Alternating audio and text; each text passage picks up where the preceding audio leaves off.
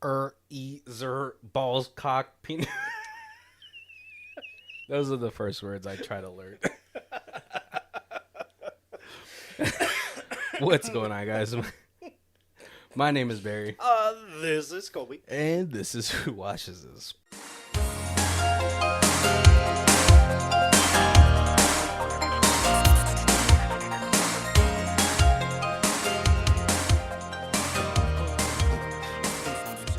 Big ups to you if you, from that, know what this movie is.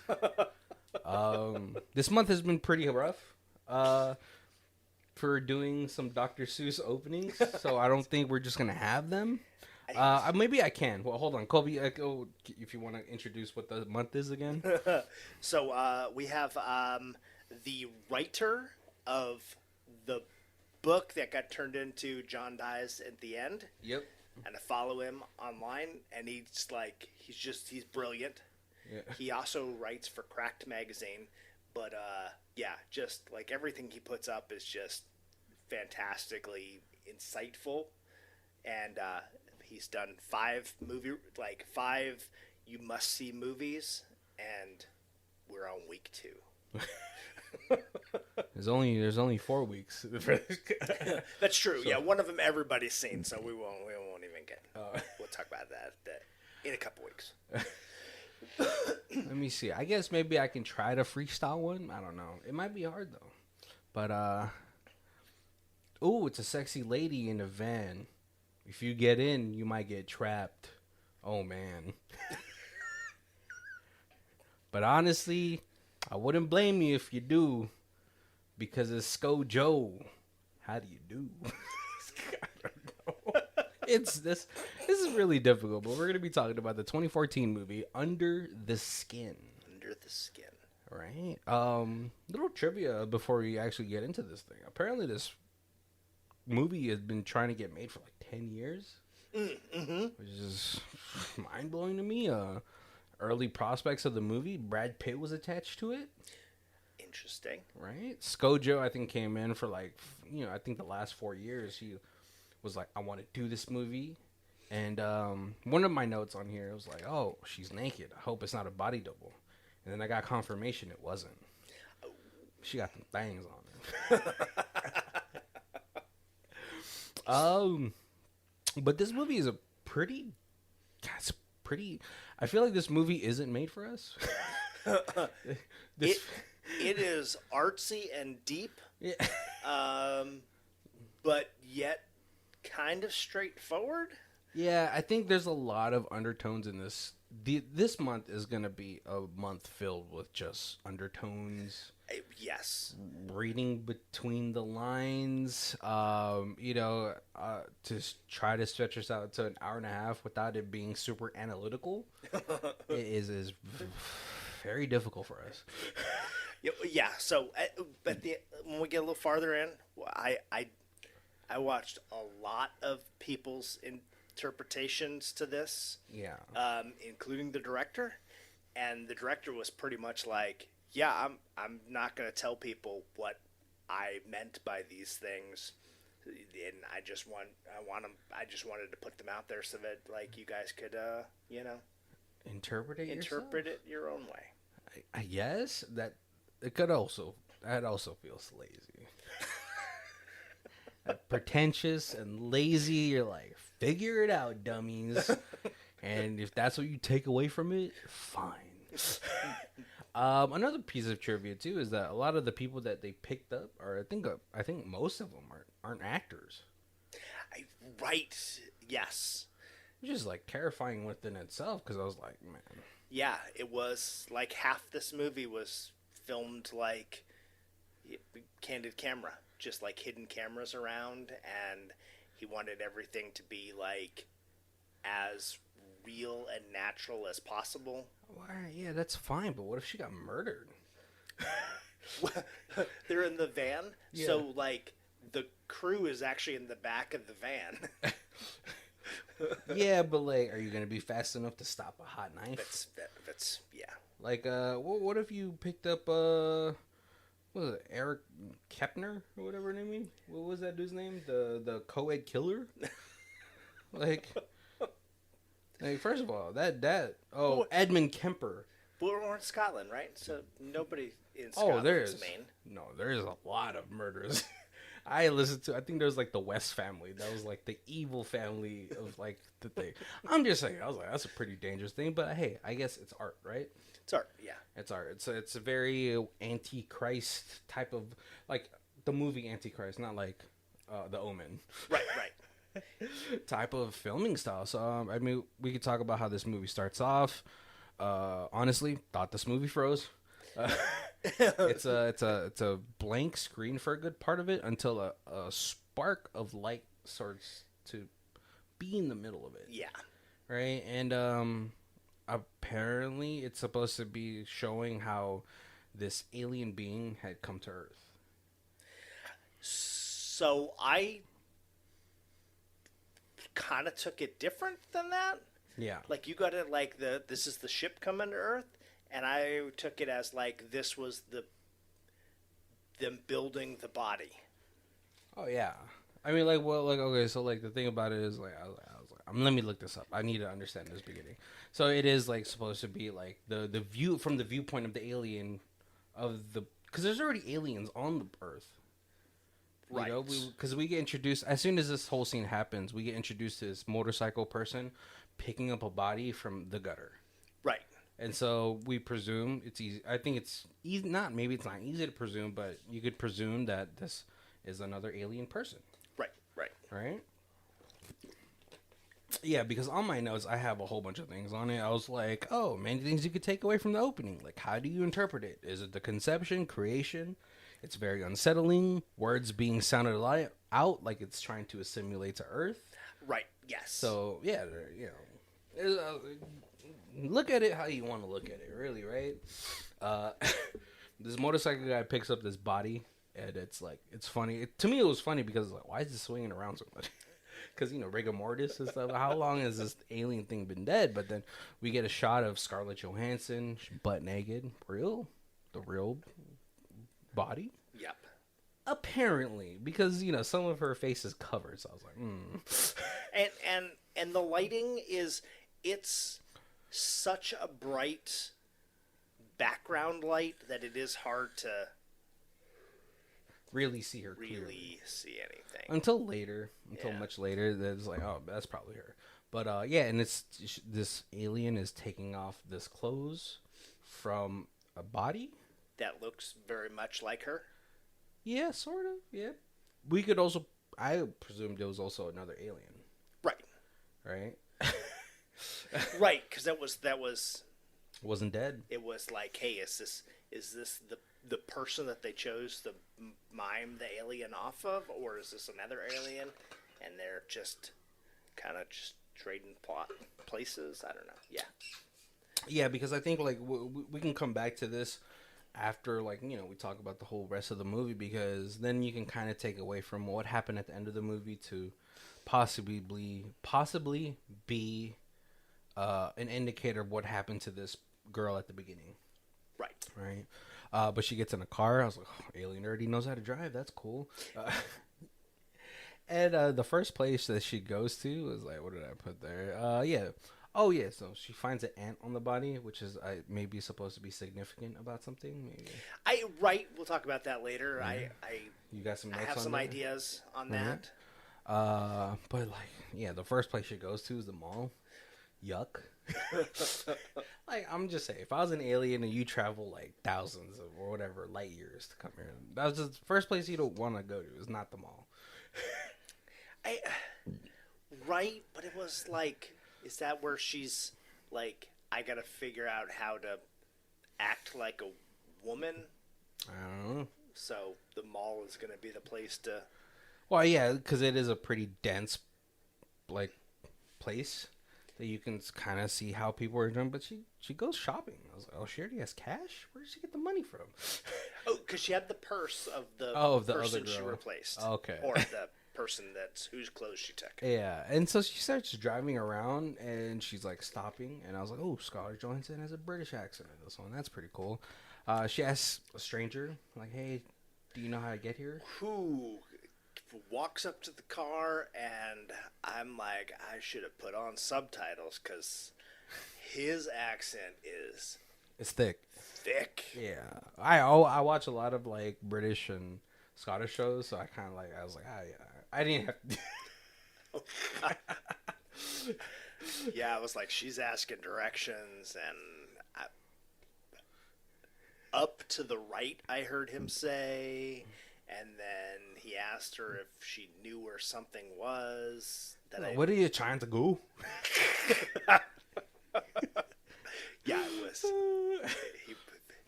Yeah, thick. I had no issues watching Bravery or Brave.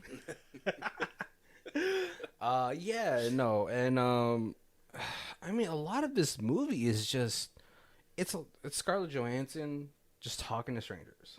Right. So how do I talk about this? Like, do you want to talk about this? Right. Like, how do I talk about this? It's yeah. I guess we go through the film like really fast, and then we kind of break the parts down. Because it's like, yeah. So then, like, the guy's like, yeah, he's going somewhere. So she's like, okay, and she drives off, and then she kind of does that a number of times. Yeah. And then eventually she finds somebody who's like, he's like, oh no, I'm coming home from work, and I'm just going home. I'll live alone. I don't have any like family in here or whatever.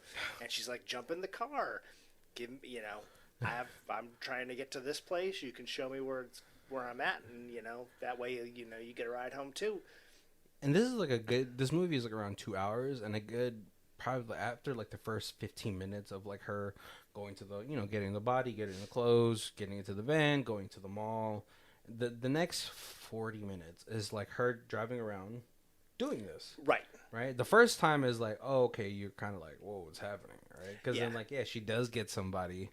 And she brings him back to I don't know, the place. We'll call it the place. I think it's like some sort of like they have some sort of like portal gun. Yeah. and they walk in, and it's just void of all light except for you can see them. Yeah. And then she starts walking and slowly undressing, and then the other person, the guy, is like quickly undressing to follow, and then starts to sink in the quagmire of the darkness. Oh, see, that's what you called it. I called it horny dude graveyard. Because, like, man, these guys get butt naked, which I was like, if they're not actors, which I don't think they're all like non-actors, because they are on the title card. Think everybody who she spoke to that got naked is an actor. Yeah. And everybody who didn't, that she just stopped and asked directions from. Oh yeah. Was not. Yeah, that because like there's I think the first guy is like super, I think, misogynistic. He was like, "Oh, you're driving this van really well, for such a wee thing." I was like, that's the first guy. That was like, that dude's dick is super hard right now. That's what I think. Is like some guy on my notes. I have some guy comments on her ability to drive a big van, and a dude tries to rizz her up, as the kids would say. And he's like, was he an actor or was he a real stranger? Because the dick is as hard as a missile. Yeah, and I've gotten used to the amount of peen that they've been showing in movies lately. It's generally not stiff pain. Yeah, except for these guys. Yeah, this was. Except for the Adam Pearson, the guy who has the what's it called, not the situation, but he has the disease or disability, the tumors that grow on his face. Yeah, he was soft. I was like, man, this guy's getting puss. Because he gets the furthest too. But let's actually, I kind of want to save him for this, because there is a change of pace, right? Because then we do get to a portion of the film where she drives to the coast, right? And she's like watching some surfer guy. Yeah. But she's also watching this family that's like let their dog go into the ocean. I was like, well, no, don't do that.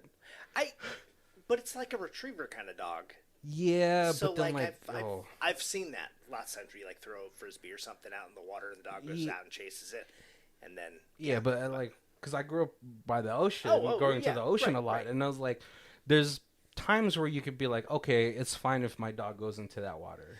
But this is like the time of the year also like attributes to how choppy the ocean can be. Right.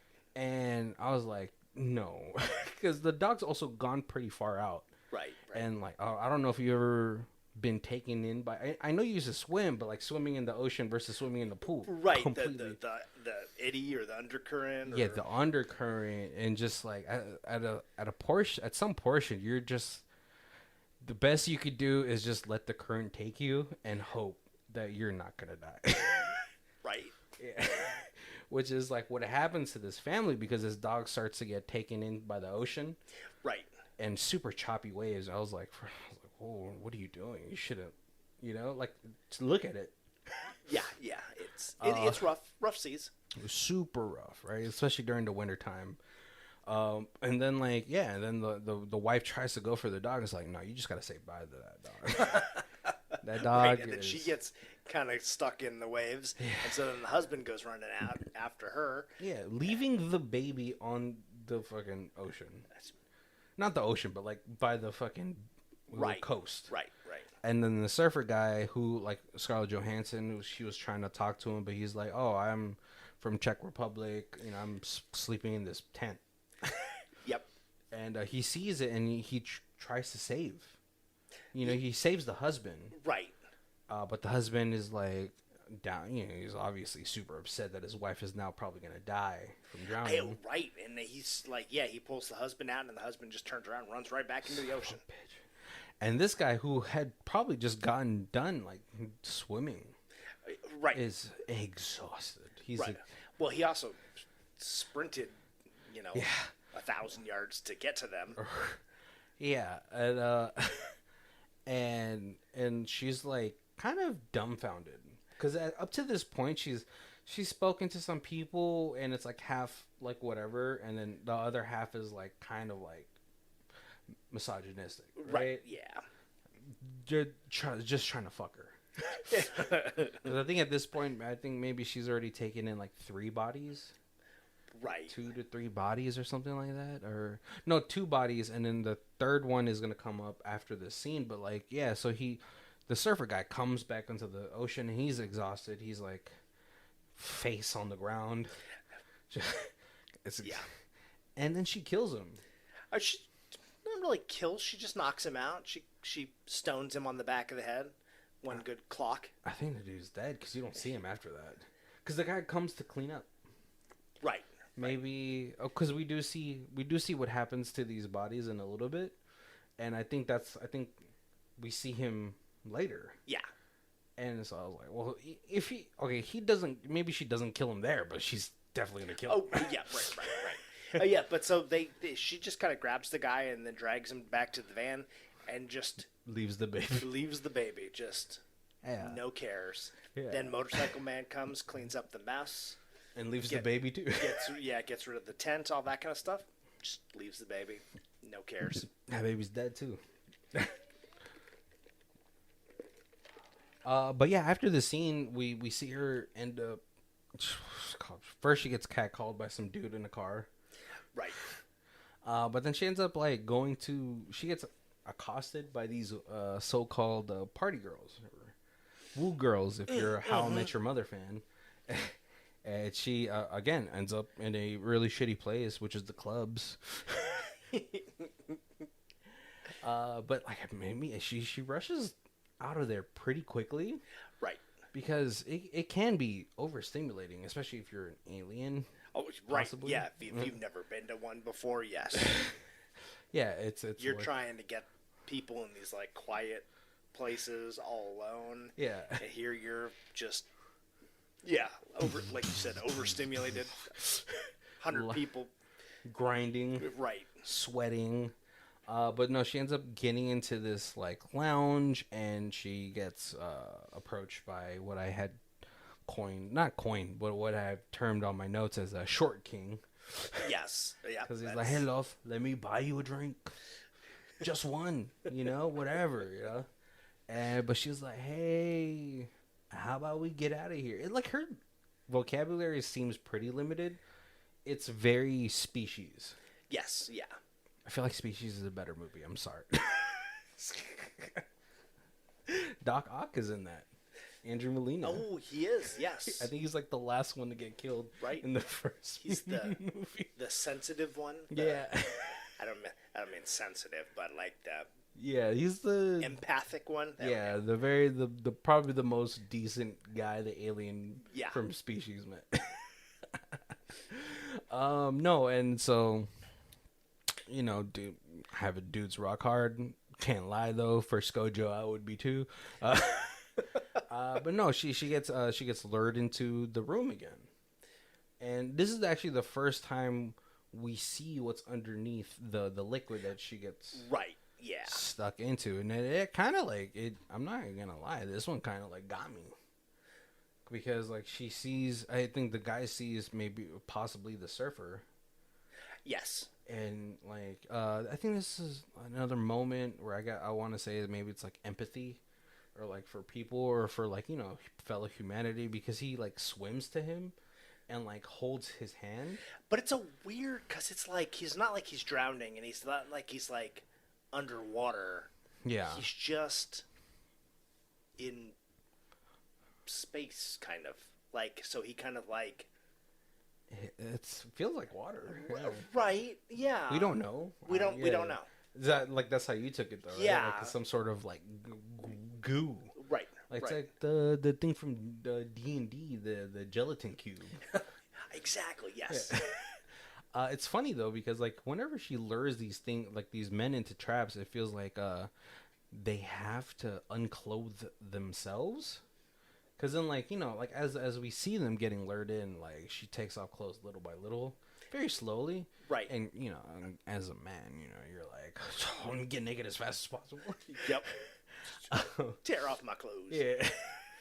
But it's an interesting, because they start walking and then sinking into this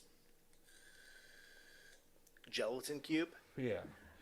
But they're never panicked by it, and they just. They're so entranced. Exactly. They just keep walking, and it's like, and then they sink. Yeah, it's undertones. Yeah. All right. But no, this the body that he sees, it looks like he's also freezing over too, right? Like a little bit by little bit. I don't know. I don't know. Because it looks like there's like not a frost to his face, but maybe it's like something that's like coating him. I don't know. But the guy, the other surfer guy, he just implodes. Right. Yeah. And like it looks like, I put on my notes, it looks like what's it called, a plastic bag floating in the ocean. And then we get a cut of human sludge getting funneled into something. Right. Right. We never know, but it's human sludge. It is human sludge. Yeah, it's what he always like. It was like almost like this is like the basting tub, and they put the people into these guys into this basting tub until they're just like, you know, they're soft enough that you could just like suck their innards out. Yeah, it's so disgusting. Make a delicious pate. I don't know. Foie gras. I have it on my notes too. Is like we get a scene of her sitting in the car, and then there's a update about the radio or the beach people. Mm-hmm.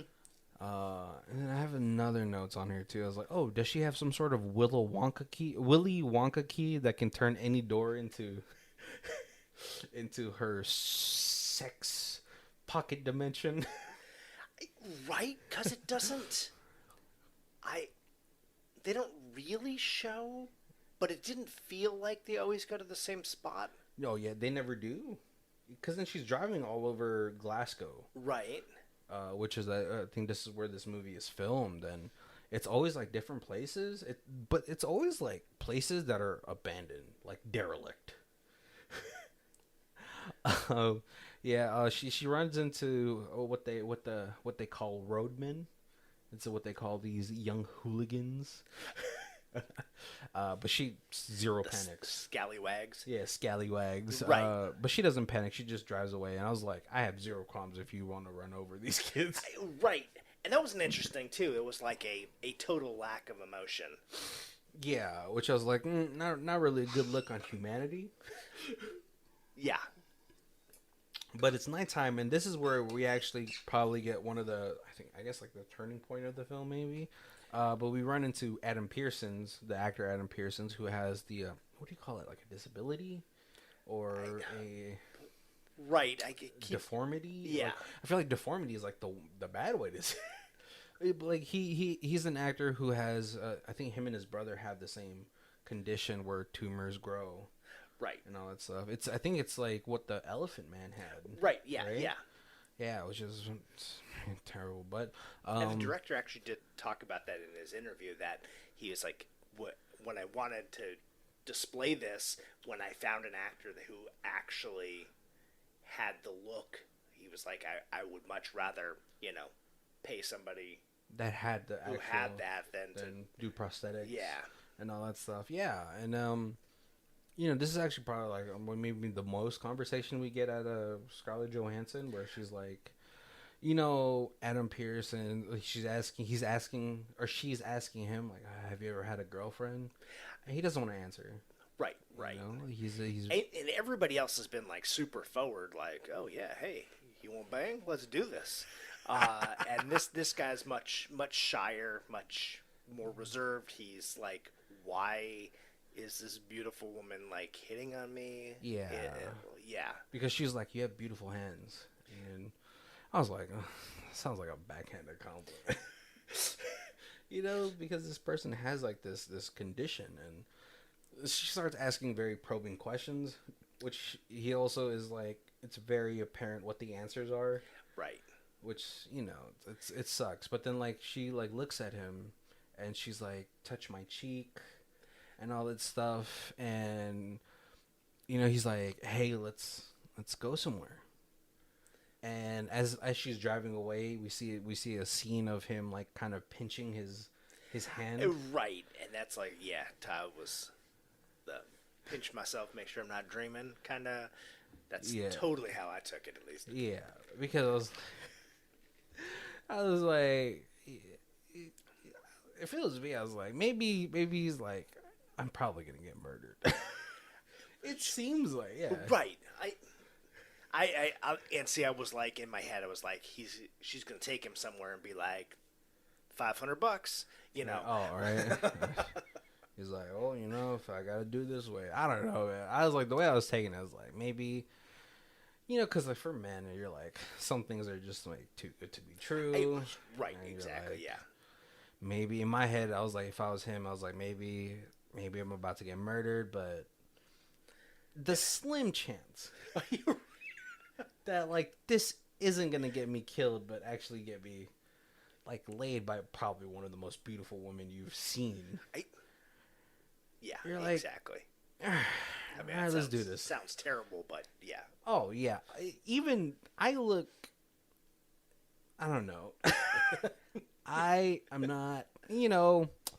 I'm pretty average, and even I would still take the risk. But he gets led into this like dilapidated house, and I have it on my notes. I was like, he gets the furthest, I think, because he gets to see the yiddies. But then like she lures him into this whole pocket dimension. I'm gonna say it. I'm gonna keep saying that. Right. Sounds good. And she puts her clothes back on, like how she's done many times before. But then when she gets down to the bottom of the stairs and she looks into the mirror, like something changes. Right. Yeah. She stares into the mirror for a while. Yeah. Looking at her own face. Yeah. And then, and then you see her leave, and he follows out. He's naked. Yeah. He follows out, and she's just like, kind of like, boop, like, leaves, and he runs off into the grass. Yeah. To escape. Yeah, because I guess I was like, man, if I was experienced that, I was like, I don't care if I don't have any clothes. I'm just gonna try to get home. Right. Because, and then Motorcycle Man comes to clean up. Oh, he does not let that slide. Yeah, and he's like, oh, yeah. You're still alive. We will hunt this guy down. Yeah, and I guess she's gone rogue. Right. because now they start to sort of try to look for her. Right, and now you realize that there's more than just one, and there's you see 4 motorcycle people. They kind of head off. They do the roundabout. Each one goes a different direction. Yeah, and so like she's still driving the van, but then this fog rolls in, which I imagine happens a lot in that place. Yeah. And she leaves the van and she just disappears into the fog. Beautiful cinematography. That's like probably the best thing for me in this whole thing is just like the cinematography is so good. But she starts to walk and she walks into like this rural country portion of the thing. And there's a guy, he's like, hey, the bus is about to come. So we get like a freaking 3-4 minute silent walk. She goes to the restaurant first. Oh, yeah.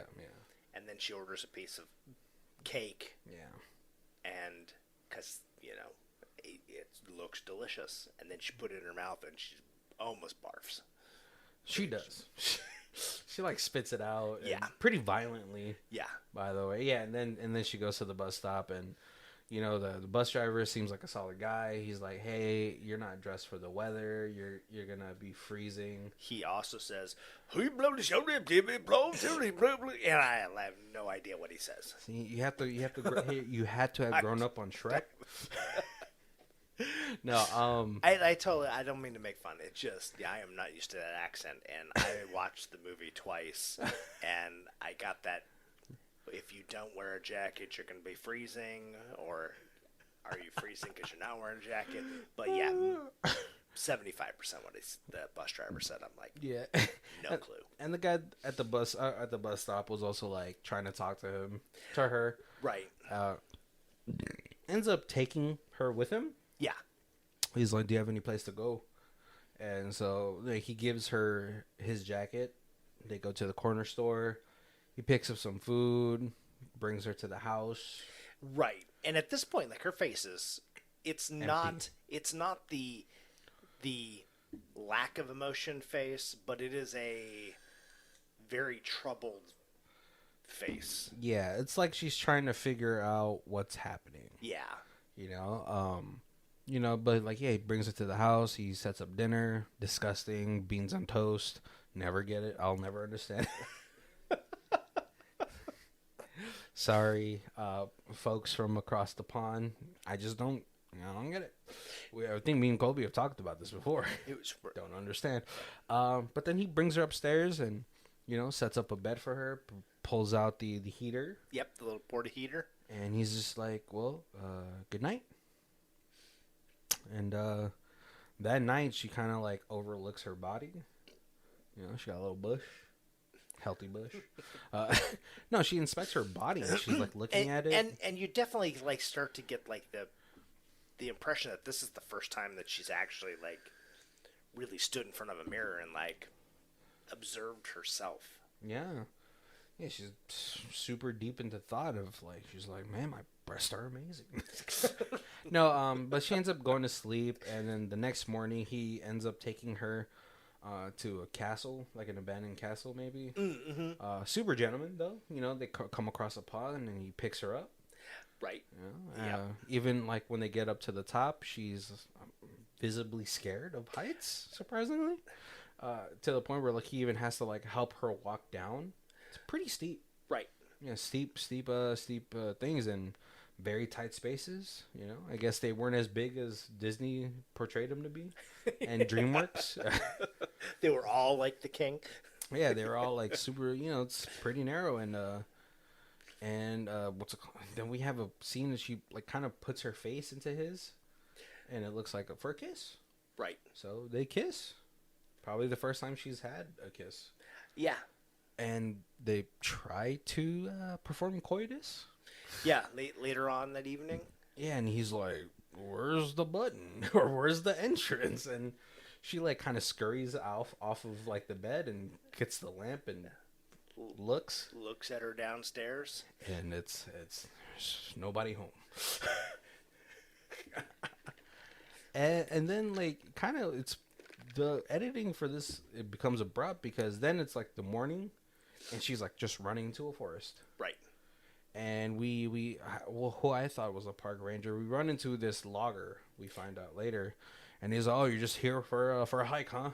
Yeah, and he's like, hey, you gotta be careful. This is 20,000 acres. It's easy to get lost. No, he's saying it like super sarcastically, like, "Oh, I guess this is what you just do, huh? The more freaking stroll in the woods." Yeah, I thought he was a park ranger because it sounded like he's like, "You're gonna really fucking do this because then later I'm gonna have to fucking come and look for you."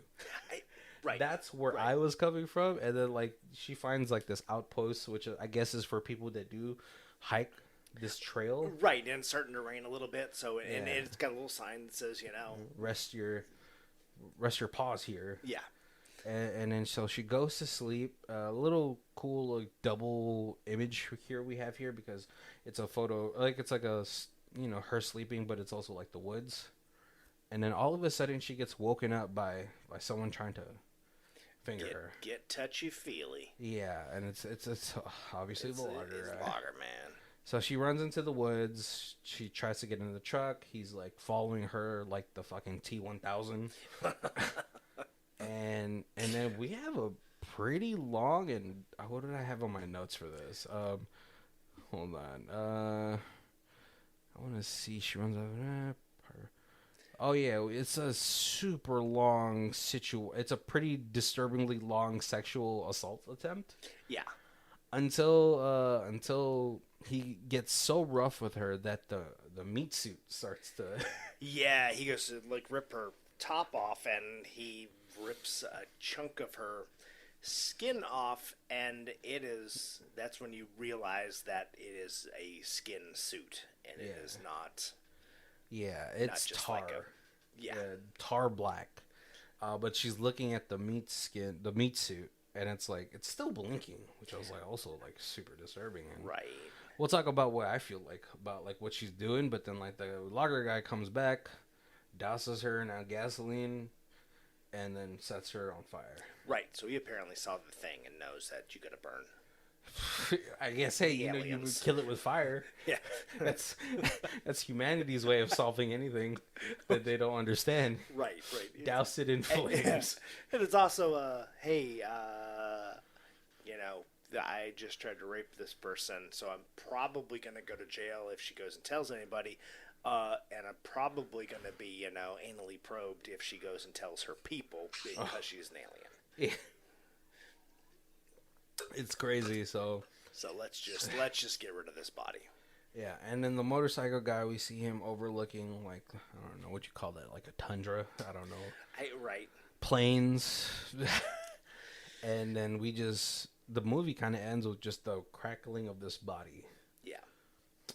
Let's go to our other section before we go into like thoughts, or little conspiracy theories about this movie.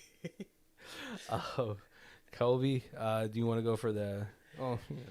Yeah. So we got a 10 out of 10. The non-spoiler trailer represents this wonderful movie perfectly. Did any of the 100+ one-star worst film ever reviewers see the trailer for Under the Skin? If they had, then they would have known exactly what they were in for. I'm just guessing that the prospect of seeing Scarlett Hansson naked made many of them throw caution to the wind, and they felt cheated.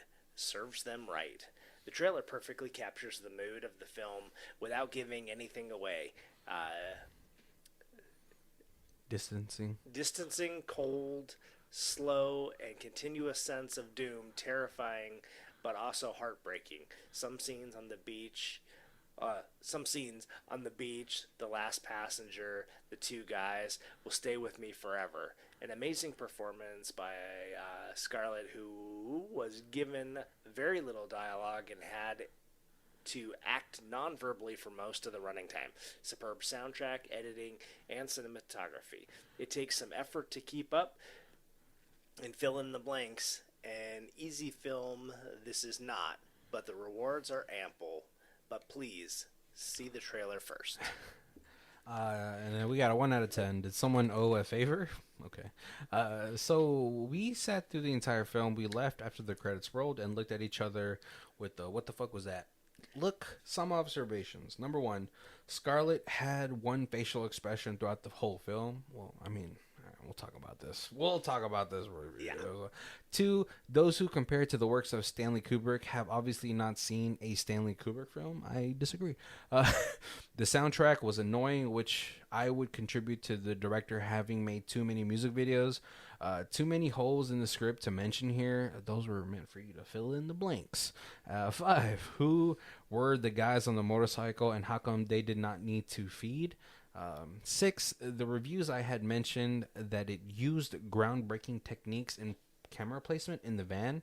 Have these guys seen any episodes of Cops?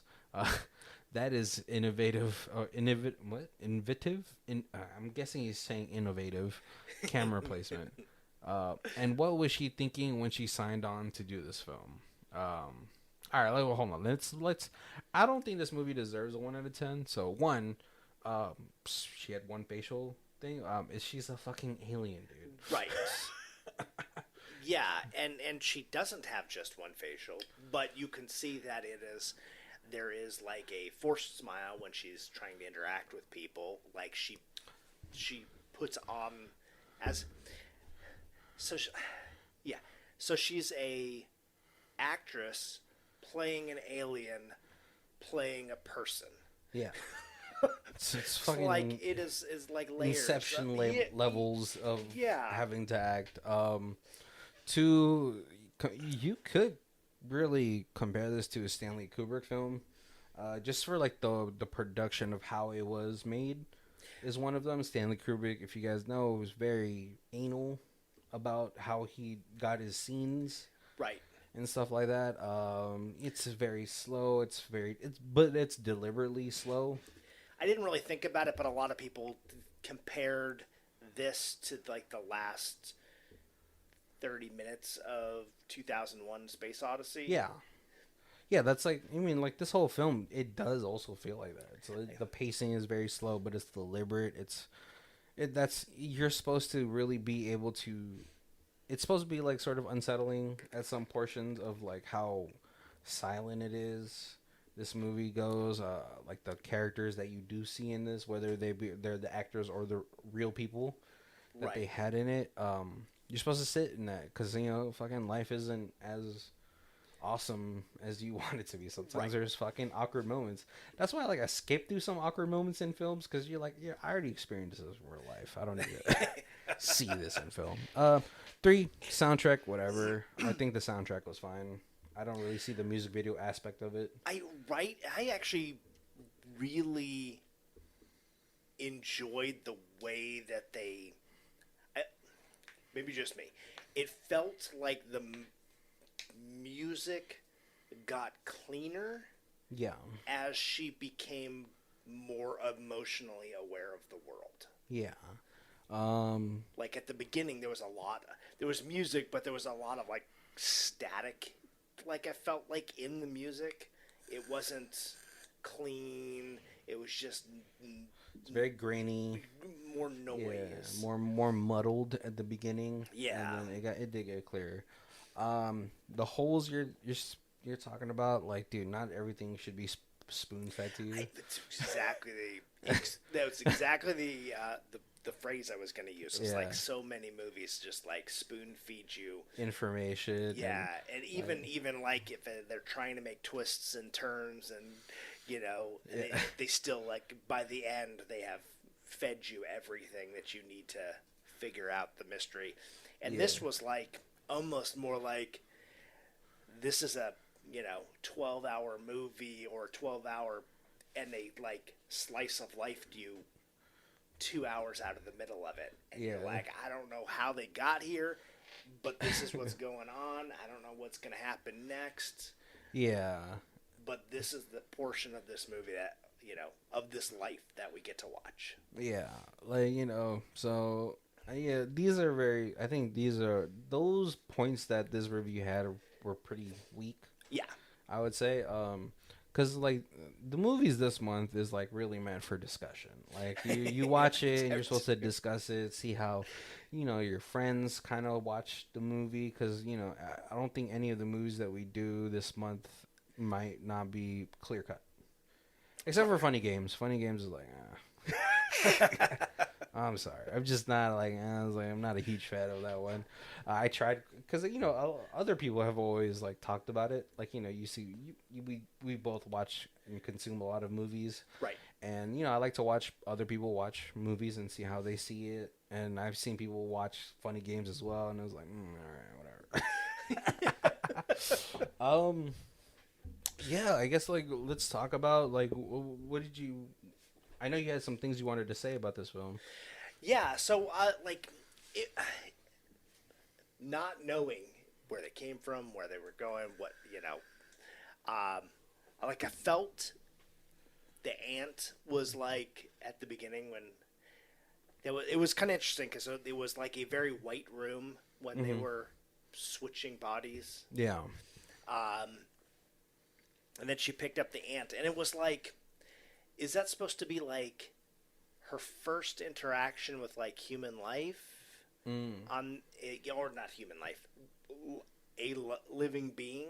Yeah. Is that like, or was the ant like meaningful to her because their society was ant-like and she is just this worker ant going out collecting bodies so they can bring them back, mush them up, feed them to the queen? Yeah, meat juice. Yeah, like human that's sludge. why she looked like the other girl because they're all interchangeable. They're like every worker ant looks the same. I don't know. I've never been an ant. Maybe like there's some beautiful. Well, it's ants like and some hive ugly minds, ones, But yeah, and then you got the motorcycle guys, and all the motorcycle guys all were basically dressed the same. They had helmets, so you didn't really know what they looked like. But it was like, I feel like my brain was like, you got like the army ants. Yeah. And then like alongside of them, you have those like little soldier ants that have like the bigger, bulkier head, the bigger jaws. Oh, and I was like, oh, those are the motorcycle guys. Yeah. And then, but it was also a black ant, and then she ended up having like that black skin. Was it like? Well, I think that one was like what they actually look like. Right. Yeah, so that could be it. Definitely the way I saw it, I was like, as soon as you get to the end of the film, and I was like, oh, okay, so that's how the first body was, because I was like, okay, maybe she's started looking at how the society works, that like it's obviously the first part where she sees that people are good is when the surfer guy tries to save the family. Right. And then like the reason why she like knocked the guy over with the thing was like, one, to like, okay, maybe she didn't kill him, maybe she was bringing him back to harvest the human sludge, but also like she looked at it very quizzically, like, why would you do that? Why would you put yourself? It's very illogical. Right. Yeah. Oh, yeah. Right. But then like the more that she was thinking about it, she meets Adam Pearsons, who seems like a very reserved person, very understanding of his situation, and then like she looks at him, she looks at herself like after she like lures him into the gelatinous cube. And she's like, I don't know what's going on, and then like and then she meets the guy, obviously very sweet person, comes off a little bit rough, like it's like that the hard ass with the heart of gold kind of aura he has about him. He's not like physically imposing, but like his face kind of looks like it's stuck into like the right. I have to do this again look. But he seems like a very sweet person. Makes food for this stranger, doesn't try anything while right. Carries her over a puddle, which like she also is like, what's going on? And so like, yeah, and then I think this is why like these motorcycle people are like trying to look for her, because it's like, oh, she's ran out her use, because she, especially when you're trying, like when you introduce, right. it's a very like, the way that you could always take away from this is like, look at first generation families in America, when like the parents are like upset that their children, even though they wanted their children to assimilate to American culture, they're like, you're losing your heritage. Right. You want a bologna sandwich instead of Filipino food. Yeah, a lot of people go through that, right? Right. Yeah, you want to eat cake instead of the huge human sludge machine. Right. It's funny too. Like I think recently, a biopic of the creator of the Hot Cheeto had come out. I guess it's about a Mexican family. Maybe I think I've only seen clips of it, but like yeah, that's like another situation because like he's getting picked on for eating bean burritos, and he gets called the slur for Hispanic people or Mexican people, until he goes to his mom. He's like, "Mom, can I have bologna sandwich, please?" And she's like, "Bologna sandwich." Same thing like my mom has said before. Like, what do you want that for? This is so good right here. Until like he introduces like one of the kids gets dared to eat a bean burrito, and he's like, "Oh, this is actually really delicious." Starts slinging bean burritos at school and stuff. It's hilarious. Until he gets like racially profiled by a cop, but but it's like another situation. Yeah, that's like another thing about it, right? Like these motorcycle guys are like, oh, they've started to assimilate too strongly, right? And I think that's what happened with the first girl. Yeah, because you got that as she's like, after she strips the first girl and puts on the clothes, she's looking at her, and the girl tears. There's like a tear, and it's like, oh yeah, like by the end you're like, oh, did that person develop emotions and then was no longer part of the hive mind or whatever. Yeah. And it's okay, so like I wanted to ask you this: do you think what do you think was the reasons for why they wanted to use like real strangers? Like in the filming? Yeah, in the filming. I feel like just to make it feel more authentic. Yeah. Because obviously if you got an actor and they're like, hey, when the van pulls up, walk up to it, and then she's going to ask you for this, and then you're going to say, but if you're having her play like a person in a foreign country trying to ask directions, it comes across much more authentic if she's actually asking people for directions, and they're like, oh yeah, hey, you got to go down here and take a left, and do you know where this place is? And she's like, no, you could not use me in this film because like I'd look Scarlett Johansson. This is pretty early in her career though. Oh no, I was really hot on her since I was Accepted. No, not Accepted. Oh, it's the movie where they steal the test answers, questions for the SATs. I forgot what that one movie is. I had like Darius Miles and Chris Evans. Okay. Very young, young cast, but I was like, oh my god, who's that actress? Scarlett Johansson. I gotta watch everything she's in. She's beautiful. That's when she had like a little bit more baby fat. She wasn't like Marvel action hero. Right. She was Scarlett Johansson. Right. So I remember her from. I didn't realize it was her till like later on, and looking back, but Ghost World, and I saw that movie because it was off of a comic book. Ghost World. Yeah. Scarlett Johansson. Yep. Hold on. But yeah. Also, Lost in Translation with Bill Murray. Obviously, she had baby fat in that one too, and I was like, Sco Joe. That's a cup of Joe I want to drink out of. Hot. Yeah, no, definitely. Like that's definitely the way I also saw it too. When I found out that a lot of the people in this movie were strangers, just because it's like also like it also puts you in the POV of what this is what an alien would see. And it was like, right. It's a very Rick and Morty situation. Show me what you got, Earth, and it's like that's what you got. I think it's better to start the slate clean with this civilization. There was like an interesting, like dynamic where it was like when she was emotionless and didn't care about people. Yeah, it was so easy for her to be able to pull people in. Oh yeah. But then when she started to get some emotions, then she was also more scared of them. Yeah. And then it was like she started feeling like, because you had the kids who run up on the van, and she's all like, whatever, let me get out of here. Yeah. But then like, you get to the the logger. Yeah, certainly the logger. Yeah. She was terrified by then. Yeah, but like she's even scared of the guy who's helping her and takes her in. Oh, you see, that was like another little ant situation, right? Because you don't know if these things are like telepathically communicating, but they have this silent conversation. Right. And it was like sort of at the start of when she's starting to maybe feel things, or like the motorcycle guy definitely knows, like, you're stepping out of line, get back in it.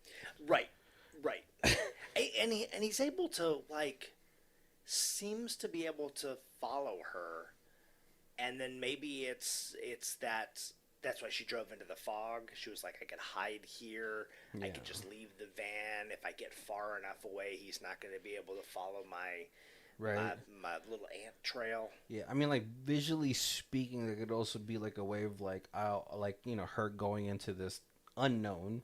Right? It's like the fog is like the unknown, because first of all, if you've ever been in a dense fog situation, you don't leave the car. Because that's how you get ran over. I was like, oh, is the movie ending? Because she's gonna get ran over. You can't get out of the car. Your best bet is just to stay in the car, or maybe pull over to the side of the road until it clears up. Right. But yeah, the way I saw that, I was like, okay, she's getting to this dense fog. It's supposed to be some sort of symbolic rebirth situation where she's now becoming more in tuned with what she's learning about humanity, right? Yeah. Another situation that you could also look at is like when her meat suit rips up and she's looking at her face. Right.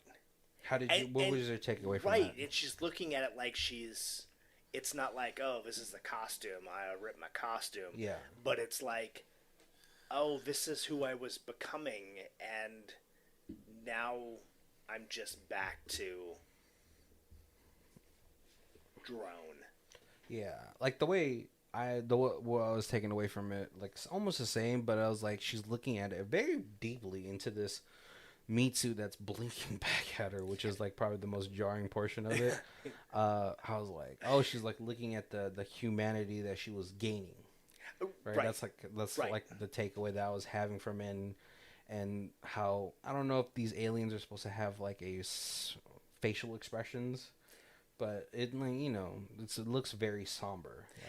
Right, and it is kind of featureless. Yeah, like when she's takes off the suit, which again would be like, like if she was a drone, if she was somewhere, like if everybody looked the same, and there's no individuality. There's no individuality. This is the first time she's ever experienced that. Yeah. Super cool situation too, because it was like, oh, that's really cool that like the face is probably the only thing that was like CG in the whole film. But everything else, like the meat suit that's on her, is like, it's practical. It's super cool. Yeah. Different actress for the alien that was inside. Oh, okay. Yeah. That makes sense. Yeah, because like she's visibly skinnier than Scarlett Johansson in that. But also it's just like, I was like, man, what kind of life are you gonna live? Like, even if she did make it out where she wasn't getting hunted or anything, she has like no vagina. Right, and they didn't explain that, but I was like, is being penetrated by a man, is that the first time that she's had that kind of experience? Is it this thing is pushing through, it's gonna rip my suit? Yeah. Like, there's a lot of like ways to interpret that as well, like, and then she like walks over with the grabs the lamp. Yeah. It's like looking at her, from the backside. You can't really see it. And there's nothing there. That's what looked it up. Okay. I had to look it up. I was like, what is she looking at? Does she have no vagina? That's a shame. What a beautiful suit. It's like having no pockets in your pants. Which is another situation that women have to go through. Apparently, why do women not have pockets in their pants? Like because they've got a purse. Because I was like, all right, if that's the case, why even make it look like there's a pocket? You know what I mean? That's the worst. Yes, Teresa says that all the time. She's like, I got these pants, and they've got like this slot for a pocket. Right, this mystery pocket that just doesn't lead anywhere. Yeah. It's a fashion thing. Oh, man. Another thing I didn't notice, but a lot of reviewers saw was when after she puts the guy with the facial deformities, she comes down, she's looking in the mirror, and then she looks over, and there's a small window to the outside. Yeah. And there's a fly, like, trapped in it. And they were like, yeah, and it can't escape. Yeah. And that was, like, a lot of people were saying that, like, they felt that was, like, representing her realizing that she's trapped. In this, like... drone-like activity. Yeah. Yeah. And then somebody else said, and then since I watched this twice, I certainly didn't the first time. I was like, but the second time I was like looking for it, and I still didn't really see it. Yeah. But they said when she was after that person, she comes down in the mirror that she's staring into. Yeah. And we're like, oh, she's looking in the mirror for like a long time at herself. The like reflection. They were like, but that looks, it's a portal. So it's like she's not looking at herself, but she's looking at the person that she just trapped, floating in the goo. Oh, I can see that. Yeah, I was like, the way I was looking at it too is like, is that black room is just supposed to be some sort of metaphorical way of saying like this person got abducted. Right. And then, or like, you know, or like how I was thinking, I was like, is it a pocket dimension? Because like we do see them, like the first time we do see them is like, you know, first we see them go into a house and we're like, oh, maybe that's the gelatinous cube house. Right. But then later we see like with Adam Pearson's or like that it's just a different house, and then we actually see them go upstairs into like the darkness and it becomes the room. Yeah. And I was just like, oh, okay, maybe it's just like supposed to be some sort of artistic way of like they're getting abducted. But like first it's like I gotta trap them in this gelatinous cube so we can harvest the sludge. Yeah. We're basting them. Oh. Or marinating them. Yeah, and I was like, where's this sludge going to? Is it like getting stored up to send back home, right? Like. Very, you know, they're gonna make some fucking protein bars like Snowpiercer did, right? Or is it just this is just to feed the queen alien ants? Yeah. So like this movie, I seem like I think it's supposed to be like some sort of representation of, well, like this is how Earth is presenting itself. Right. To possible, like, you know, obviously I think a lot of people will talk about like, oh yeah, there's probably already aliens here. I was like, I don't think they think very highly of us. Or you never know, maybe the planets they come from are even worse. Hey, we got water. Right. Lots of water here. But then again, they might not like that, you know what I mean? Like remember War of the Worlds. Yeah, you have to terraform. Right. Like terraform Mars. What we try to do, except you know now we created super roaches. Disgusting. It's like Shaq-sized roaches. Just imagine a whole race of Shaq-sized roaches that moved like LeBron James.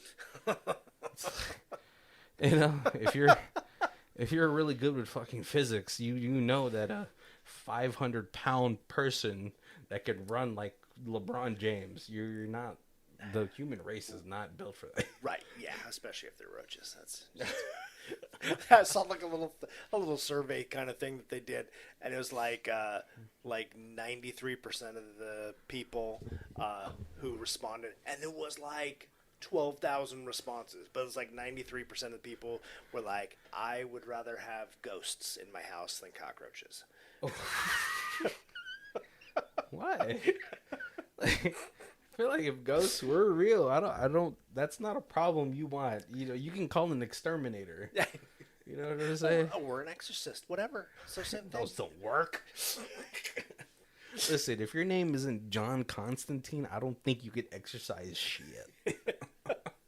Cause like, okay, like, so me growing up Catholic, you know, I was always interested in like, well, how does that go? You know what I mean? And it's like the fact that priests first have to take a special training. So there's Right. not, it's like a heart surgeon. These are priests that are heart surgeons. Second, you have to get approval. It's like, nah, man. Like, you should be a man of action. You should feel like I can be able to, you know. Right. So I'm like, whatever. I don't, you know. Also, you also don't want some fucking nerds from Manhattan thinking that they can exorcise ghosts. You know, you gotta get a real witch. Like, you know, like in the Philippines and I believe Mexico, the term bruja is the same thing. Bruja, yeah. Right. Like, you know, these dudes ain't friggin' cutting no goats. It's like, you know, get a fucking chicken and behead it and cleanse a place. Like, come on. You can call it exterminator for some roaches. Set off some bug bombs. But yeah, I think this movie is supposed to be like some sort of, you know, obviously it shows that as progressive as we are, there's still so much more to go. Right, yeah. Kobe, I'm not gonna say it. I'm not gonna be like, Kobe, do you read? But you, like, as far as like novels go, you don't really partake as much, right? It's been a long time since I've Yeah. in like my college years. I read I read some Stephen King. I read, you know, Dean Koontz. I read you know, like that kind of stuff. Tom Clancy. I read some Tom Clancy. I read my girlfriend, my long-term girlfriend, and I at that time, lots of times when like a movie was coming out that was on a book, we would like hurry and read the book before the movie came out. So like Congo, Jurassic Park, stuff like that. So you guys could be one of those people who are like, it wasn't better than the book. Right. But I never read any Harry Potter books. I've never seen any Harry Potter movies, Ooh. so didn't read the book that either. That is like super hipster. I know. I think I was like talking to a friend. I was like, listen, if I find somebody like a partner who was a Harry Potter lover, then I'm saving my Harry Potter cherry for them. Because then it's like, then they could watch the movie through me for the first time. That's actually kind of romantic. I like really in a weird way. Also, I think it's like a great topic piece for like the first date. Because then you know, like the way that we get like, you've never seen Batman? Yeah. Oh my God. It becomes a piece. So it's like, I'm saving that cherry, right? Yeah.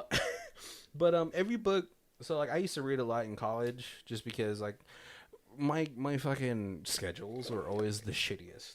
I would have like a 4-hour break, but then in my cheap mind, I was like, I can't justify going home. Right. So I would read a lot of books, and there's like every book that I've ever read has a utopia situation. Okay. Right? Where like, oh, it's the perfect society. It's never the perfect society because there's no free will. You know, it's like, you know, you're either in a hive mind situation, or like you're so heavily policed that like you've been policed into complacency. Right. Yeah. Right. And so like, it's funny as I watch this movie, I was like, listen, it's shitty, but it's you're in a sense as free as one person in a civilized society can be. Right. You know, you hope that you know, you have a good like education system that you're like, hey, like, listen, this is how to be a good person. Try. Right. Yes. Yeah, and you know, it's obviously like you hope for the percentage to massively overweigh the bad percentage. And so even if aliens come down here and they kind of, you know, they see us like obviously be shitty going into wars, you know, it's, I think what I would say is the cost of as free as someone can be. Yeah. is like, you know, there's nothing that's in this world that's ever going to be perfect. You kind of just have to hope that the bad doesn't outweigh the good. Right. Because then, yeah, the fact that the reason why you use real people in this situation is like because you want to present the POV what an alien would see. And I think this movie does it pretty well. Obviously, at the beginning of the movie, she meets a whole bunch of horny dudes. You know, I would like to see this movie in the reverse. Sexy man. Would they be able to get women Species too? Would they be able to get these women in the van? Right. That's why they're running the motorcycles. I believe that is correct. That is, yes. Yeah. And also because I feel like maybe because the world is so male dominant as far as like, you know, political power and positions of power or whatever. That's a whole nother topic of conversation I really don't want to get into. Maybe that's why they like, well, you know, men will run this world, quote unquote. You know, again, I gotta say, Helen of Troy, all right? There's been wars waged in the name of women. Right. Yes. You guys are in it too. But that's why they use the situation where it's a sexy female alien, or we don't even know. We could probably safe to assume that these might be genderless and more of like physicality. Right. Yeah. Right. Because I feel like the male aliens or like the motorcycle aliens are like you said what's it called, the soldier ants. Yeah. And like the female or like the luring ones are the gatherer. Right, yeah, they're out there gathering meat sludge, human sludge. Exactly. It's like you look at ants and they're like picking up like grain and stuff and bringing it back, but that's basically what they're doing. Just out there flirting with some guys, bringing them back. All right, you're in your 20s. But it was also interesting, like on that they were smart enough that the guys that they were flirting with, or that she was flirting with, she was always asking them questions like, "Oh, hey, you going back to your family? Are you going, you know?" And it was always like, "Let me find the single, alone guy who doesn't have a lot of friends, and that way no one's looking for him. No one's gonna miss you. We don't want to get caught, you know. Yeah, let's keep this food train going." You know, it's funny. There's an anime called Overlord, and it's about like the main character. He gets isekai, which is the anime term for somebody getting transported into another world. But he gets isekai'd into as a lich, like this like a supreme, like someone did a D&D class of it. Okay, like this is how you build this character in D&D. But it is like you have to. First of all, you're gonna have to talk to your DM because a lot of these things nobody should be able to do. Because the character has like he's memorized 600 spells. He has all these items that like cut down casting times and whatever. Right. But they have it's a guild of like demi-human or not demi-humans, but like non-humans. Right. So like liches, freaking succubuses. Okay. You know, but one of the characters who is like half demon, half frog or whatever, to make high class scrolls, you need human skin. So he builds a farm. Okay. But he tells his overlord, it's the happy farm. Yeah, that's key. You know, and this is basically what it is, right? Because these alien beings have to have a good amount of intelligence to one, cross the universe. Right, yep. And then be smart enough to harvest without getting caught. Because, you know, and it's funny too, if you think about like humanity's like missing cases numbers, you never know. So true.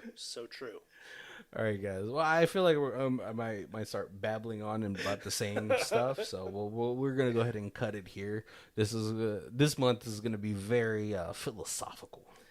A lot of discussions more than movie plot, whatever. Yeah, and then next month we'll go back to something super simple and brainless, like Will Ferrell movies or something. Yeah, something that Tubi has for free. But Kobe, we're gonna be at for this one? Oh, sorry. If this is the first time you guys joining us, thank you guys for joining us. Make sure to check out our other months down below. We have Space Debris Month. We have In Space Month. Right, Jean-Claude Van Damme month. Classic. At this point. Musical month. And Demonic Toys month. Demonic Toys. There's something for everyone. Just saw a commercial for Five Nights at Freddy. Oh yeah. Movie, and I was like, it can't beat Willy's Wonderland. Oh yeah, Five Nights at Freddy at this point is a Willy Wonderland knock. Right. They don't even have Nick Cage in it. What? You know, I am glad to see Josh Hutcherson get more work. It's been a while. He always looks like he's even 16. Yeah, I was gonna say 18. Yeah. Got a little stubble on his face, but I think that's the curse of babyface actors. Right. Yeah. But he's got a daughter, but she looks like His she's only like 6 years younger than him. Yeah, I mean the guy's been working since like the early 2000s. Right. Pretty much, I think we're like the same age. So. Yeah. It's just the curse of looking young, unfortunately. Yep. You know who has that same curse? Haley Joel Osment. Yes. The features have stayed the same, but then like the face didn't.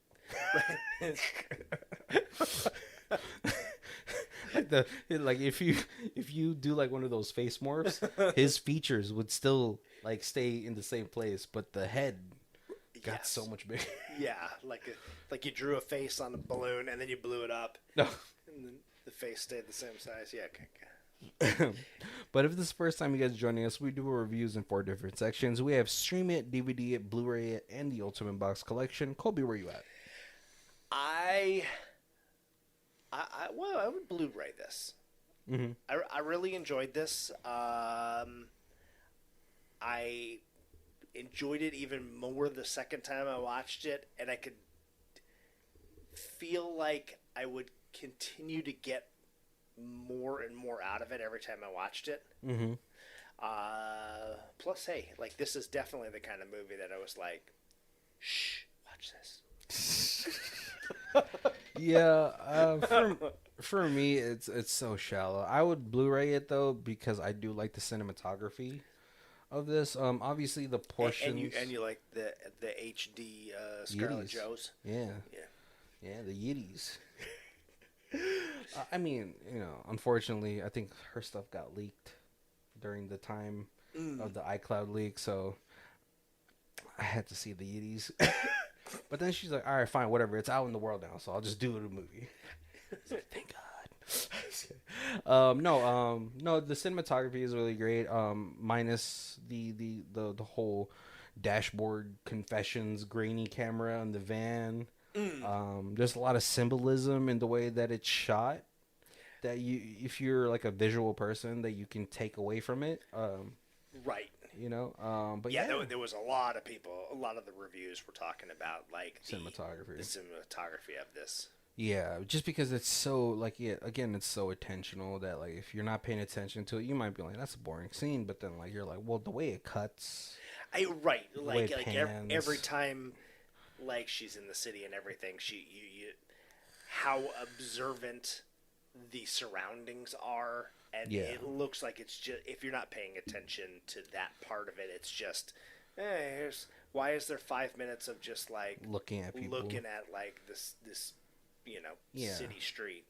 Yeah, so for that reason, I would I think this would be kind of a hard watch to watch it with somebody, but if I gave it to them.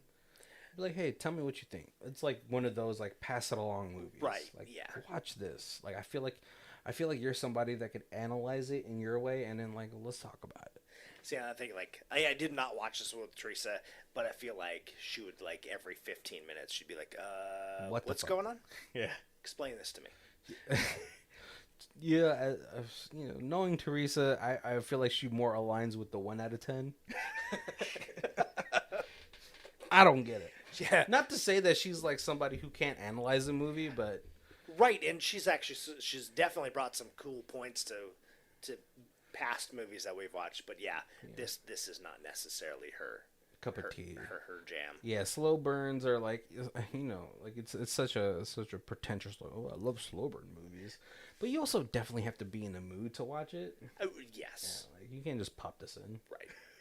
Even as a background movie, you can't pop it in. All right, guys. Well, thank you guys for joining us. Make sure to check out our links down below. We're, me and Colby trying to go with Surf and Turf or Texas de Brazil, one of the two. I guess they'll side eye him if they see that he wants well done. They'll get more mad when he asks for the steak sauce. We can go somewhere that's not steak. Get some chicken. Yeah, but check out our Amazon affiliate. This is one of the best ways to help support the channel and support the podcast. Yeah, and definitely, like, all our socials are linked below. We got our Facebook, Twitter, Instagram, and so, yeah, just easy way to get a hold of us. You know, the more people who like those things, the more people we know are interested. But yeah, hey, you want to recommend a movie? You want to comment on a movie that we've done? Hey, we would love the interaction. All right, guys. Thank you guys for joining us. My name is Barry. This is Colby. And this is Who Watches This. If you guys want to check it out as a theme music, it is Lee Rosevere. It's called Arcade Montage. It's on our album Music for Podcast 3, and her Bandcamp is down below. Thank you.